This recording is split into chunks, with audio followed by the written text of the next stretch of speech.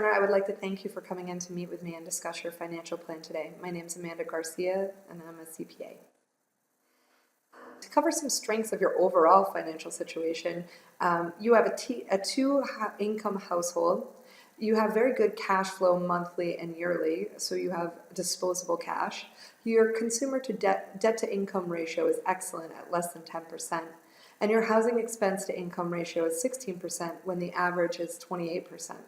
You have educational funding already established for Jerry Jr. and Christopher, and you have a savings account already established. Additionally, Mr. Turner, your First Growth Mutual Fund has an IRR that is well above market.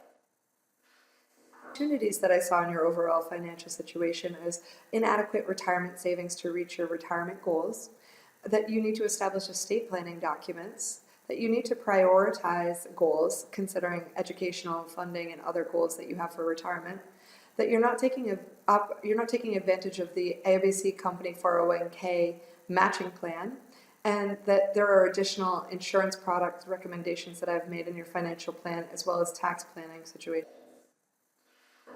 Start by talking about your disability insurance policy. Mr. Turner, your disability policy is a current policy that you pay with after-tax dollars that covers 60% of your gross salary with a 180-day elimination period and own occupation rider. So one of the questions that you asked me, it was explain the tax implications of collecting this disability, and what if you became disabled on May 1st, 2016? How much would you collect in disability during 2016, and any other recommendations that I may have? Start with to explain how the payments on disability would be calculated. You would start with your gross salary of $100,000, and you would take the disability percentage of 60%. So that would accumulate to a yearly payout of $60,000 on your current disability policy. I divided that by 52 weeks to come up with a weekly disability amount. The weekly disability amount is $1,153.85.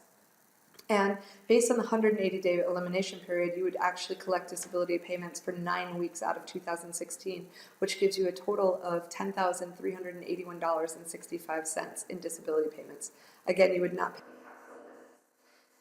Based on my analysis and recommendations for your disability policy, I think that first of all, it's not taxable because you're paying with after-tax dollars. But you should also consider reducing your elimination period. You and Mrs. Turner, total, you have a 180-day elimination, and Mrs. Turner has no disability policy. But Mr. Turner, if you were to become disabled, you have 80% of the income that comes into the household. So 180 days is a long period of time to wait to collect any disability.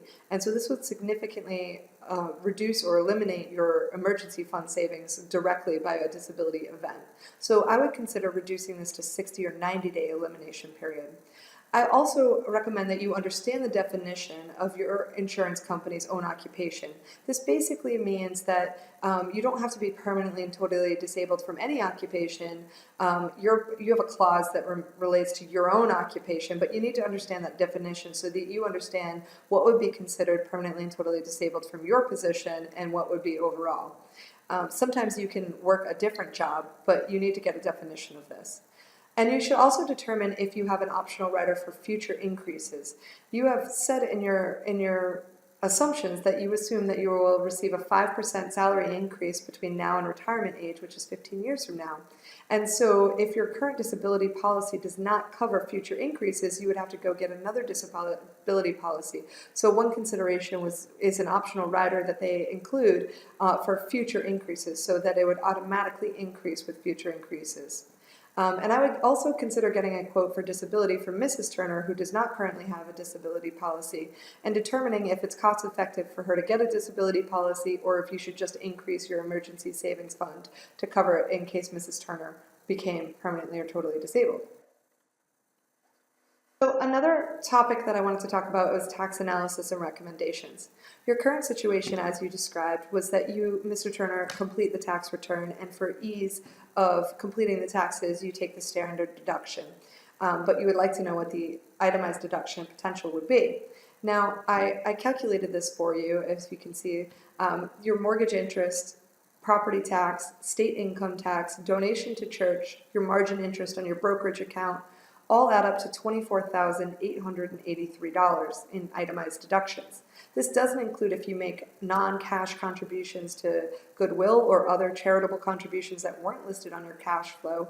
And we can talk about anything else that would be included if you have any questions.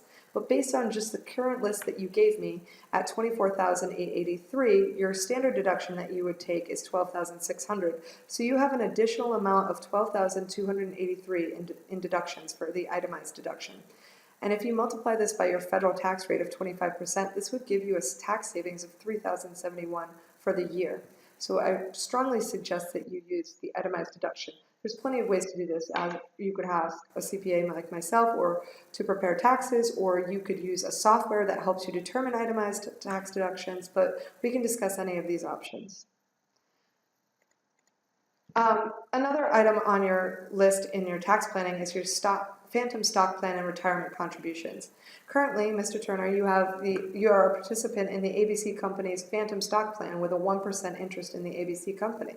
This is excellent, which gives you a real opportunity to be vested in the company that you work at, but it has tax implications. The phantom stock plan, any phantom stock shares that you receive will be taxed in the year that you receive them at their fair market value, or you must purchase the shares for fair market value as to not be taxed as income. I do not have enough information right now to know the fair market value of the current shares and determine the tax impact, but just know that the 1% that you received in this year will be taxed as taxable income. There are several ways to tax plan depending on the value. Another situation that I wanted to discuss was your retirement contributions. Currently, you are not contributing to your 401k matching plan. Now, I further discuss your retirement contributions, but I'm talking about the tax effect of this. Currently, you are contributing $8,421 into investment and brokerage accounts per year, you and Mrs. Turner.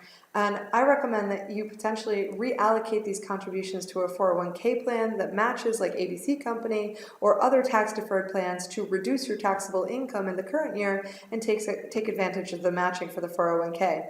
Hypothetically, if you were to contribute all of this $8,421 to tax-deferred accounts like the 401k, this would offer you an additional $2,611 in tax savings. And this is 31% because you have your federal and your state tax rate of 6%. So I encourage you to think about how you can reallocate, and I discussed that further in the written plan, how you might be able to reallocate some of these contributions. To sum up my tax recommendations, I recommend that you use itemized deductions instead of standard deductions, that you consider that you use tax planning and are aware that the phantom stock plan will be taxable income in the current year, and that you also consider moving some or all of your contributions from investment accounts to tax-deferred accounts to take advantage of the tax deferral opportunity and to take advantage of the fact of the what we would do next is I encourage you need to review the entire financial planning document and all of my recommendations. This was just a highlight. And that you should prioritize your goal. And once you've prioritized your goals, we can establish an implementation plan. After the implementation plan, we would review the plan at least annually. And also, if you have any life-changing event, like the birth of a child or the loss of a job or any of these other things, we would want to schedule a meeting. So after you review the documents, we'll set up a follow-up meeting to establish the plan and move on from there. Please let me know if you have any questions, and have a great day.